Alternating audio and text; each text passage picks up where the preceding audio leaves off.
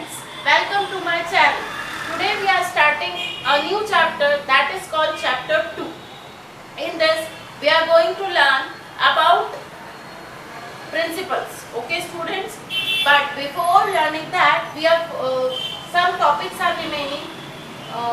We have to learn these topics. Okay students, मैंने आप लोगों को केस स्टडी कराई अब तक फर्स्ट चैप्टर की, वो थोड़ी बहुत केस स्टडी कराई है. अगर आपको और केस स्टडी चाहिए है चैप्टर 1 की तो मुझसे कमेंट सेक्शन में बोलिए. ना हम रेफरेंस देख रहे हैं किसके बीच में, मैनेजमेंट प्रिंसिपल और प्योर साइंस के बीच में. अब मैनेजमेंट प्रिंसिपल होते क्या है? प्रिंसिपल्स मतलब कुछ एक गाइडलाइंस जो आप अपनी ऑर्गेनाइजेशन में इन्वॉल्व कर सकते हैं ताकि जो काम है वो इफेक्टिवली और इफिशिएंटली तरीके से हो. ठीक है, और एम्प्लॉयज का सेटिस्फेक्शन हाई हो, सबको अपनी अपना डेजिग्नेशन के ऊपर प्राउड फील हो, इसलिए प्रिंसिपल्स बनाए जाते हैं. ठीक है, ताकि मैनेजमेंट बहुत अच्छा हो कंपनी का. ना मैनेजमेंट प्रिंसिपल क्या होते हैं? फ्लेक्सिबल होते हैं. सपोज हम आगे प्रिंसिपल पढ़ेंगे, उस प्रिंसिपल में 14 प्रिंसिपल है. ठीक है, जैसे डिविजन ऑफ वर्क. अब डिवीजन ऑफ वर्क क्या बोलता है कि हमें काम को क्या करना चाहिए, डिवाइड करना चाहिए. अब वो क्यों डिवाइड करना चाहिए? ताकि काम अच्छे से हो, एक ही पर्सन के ऊपर सारा बर्डन नहीं जाए. क्योंकि एक पर्सन हो सकता है वो इफिशिएंट है, बट जरूरी नहीं है कि सारा काम वो अकेले कर सकता है. ठीक है तो वो ह्यूमन बीइंग. अब कुछ ऑर्गेनाइजेशन बिना डिवीजन ऑफ वर्क के भी वर्क कर सकती है, इसीलिए ये बोला गया है कि मैनेजमेंट प्रिंसिपल क्या है, फ्लेक्सिबल. अब जो साइंस है, अब साइंस क्या है, बहुत रिजिड है. जैसे ग्रेविटेशनल फोर्स है. अब ग्रेविटेशनल फोर्स क्या बोलता है कि हम कोई भी चीजें, कोई भी सब्सटेंस जब ऊपर फेंकेंगे तो वो नीचे की ओर अट्रैक्ट होता है. तो क्या हम इसे चेंज कर सकते हैं क्या? वो यहाँ भी वही रहेगा, अमेरिका में जाओगे तब भी वही रहेगा ग्रेविटेशनल फोर्स, और कहीं और प्लेस पर जाओगे तब भी वही रहेगा. Clear students? ना अप्लाइड विथ क्रिएटिविटी. अब आप लोगों ने देखा कि जो मैनेजमेंट प्रिंसिपल है उसको हम क्रिएटिव वे में अप्लाई करते हैं.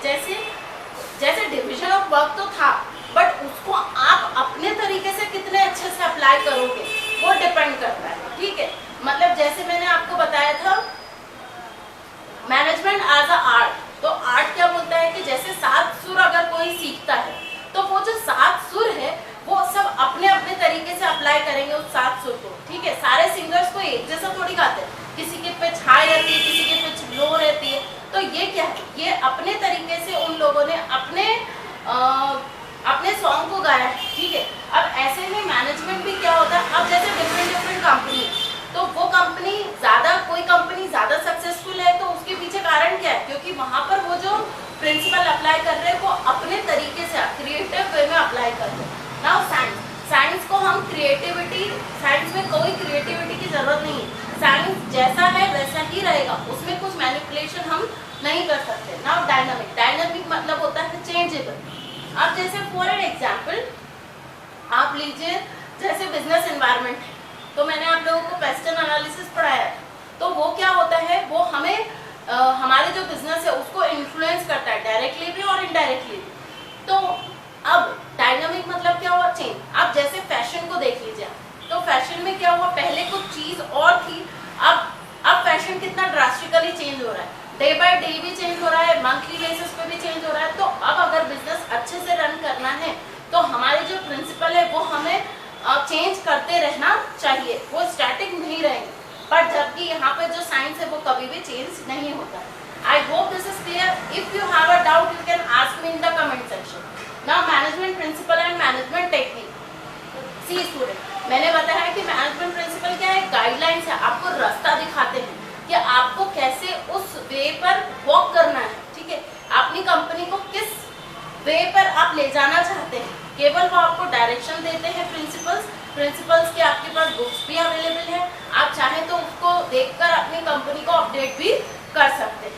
ठीक है, और मैनेजरियल एक्शन मतलब मैनेजमेंट में भी आप अपना ये जो प्रिंसिपल होते हैं उसको अप्लाई कर सकते हैं. जो मैनेजमेंट टेक्निक्स होती है उसकी कुछ स्टेप्स होती है. जैसे फॉर एन एग्जांपल आप अगर सॉफ्टवेयर को इंस्टॉल करते हो तो उसके लिए क्या है, कुछ स्टेप्स आपको फॉलो करनी पड़ती है, तब जाके वो क्या होता है, फाइनली इंस्टॉल हो जाता है. ऐसे ही ऑर्गेनाइजेशन में कुछ हमें प्रोडक्शन करना है तो उसके लिए भी हमें क्या करनी पड़ेगी, कुछ स्टेप्स फॉलो करनी पड़ेगी, तब जाके एक कोई प्रोडक्ट होता है वो एग्जाम्पल ये मार्कर है। अब इस मार्कर में आप देखिए, ये अब ऐसा नहीं है डायरेक्टली इसके ऊपर ये जो प्लास्टिक का कवर है वो आ गया होगा। पहले क्या बनी होगी, इसकी इंक बनी होगी। इंक बनने से भी पहले उसका रॉ मटेरियल परचेज किया होगा, फिर उसके बाद उसको थोड़ा कन्वर्ट किया होगा, फिर उसके अंदर की रिफिल बनी होगी, फिर जाके इसका असेंबलिंग हुई होगी। तो अब क्या है, ये स्टेप है, उसे हम चेंज नहीं कर सकते। वो क्या होगी, वो CLYZ होगी ना। मैनेजमेंट प्रिंसिपल क्या होते हैं, फ्लेक्सिबल होते हैं, जो मैंने आप लोगों को पहले बताया ना। रिजिड मैनेजमेंट टेक्निक क्या है, रिजिड। मैंने बोला कि पहले हम प्लास्टिक का जो ये कवर है ये नहीं चढ़ा सकते, पहले हमें क्या बनानी पड़ेगी, उसकी रिफिल बनानी पड़ेगी। ठीक है student, if you have a doubt you can ask me in the comment section of management principle. ये गाइडलाइन देते हैं। वैल्यूज क्या होते हैं, हर इंसान की अपनी वैल्यूज है। ऐसे ही ऑर्गेनाइजेशन में भी क्या होते हैं, कुछ वैल्यूज होते हैं, उन वैल्यूज पर कोई ऑर्गेनाइजेशन वर्क करती है। ये जरूरी है कि हर ऑर्गेनाइजेशन के अपने अपने कुछ कुछ वैल्यूज होते हैं। जैसे हर घर में सबके कुछ कुछ वैल्यूज होते हैं, ऐसे ही ऑर्गेनाइजेशन में भी क्या होते हैं, सबके वैल्यूज होते हैं। Now insist to follow the ethics. Management principle help करते हैं कि हम एथिक्स को फॉलो करें। ठीक है, मतलब मदद करते हैं। जैसे घर में जो पेरेंट्स होते हैं वो हमको क्या इंसिस्ट करते हैं कि घर की वैल्यूज को फॉलो करो, ऐसे ही मैनेजमेंट प्रिंसिपल क्या इंसिस्ट करते हैं कि हम इन्हें फॉलो करें ना। वैल्यूज क्या होते हैं, कोड ऑफ कंडक्ट होते हैं, मतलब क्या सही है क्या गलत है, डूज एंड डोंट्स, ये होते हैं वैल्यूज। मतलब क्या सही है क्या गलत है, आपको ऑर्गेनाइजेशन में क्या करना चाहिए और क्या नहीं करना चाहिए, क्या करोगे तो ऑर्गेनाइजेशन के लिए बेनिफिशियल है और क्या नहीं करोगे तो क्या करोगे तो वो अनबेनिफिशियल है और क्या करोगे तो वो हमें हमारी ऑर्गेनाइजेशन को ग्रोथ की ओर लेके जाएगा। I hope this is clear to you all. If you have any doubt you can ask me in the comment section and subscribe me for more videos. अगर आप सब्सक्राइब कर लेते हैं तो मेरे जो अपकमिंग वीडियोस है वो आप तक अपने आप पहुंच जाएंगे। ओके।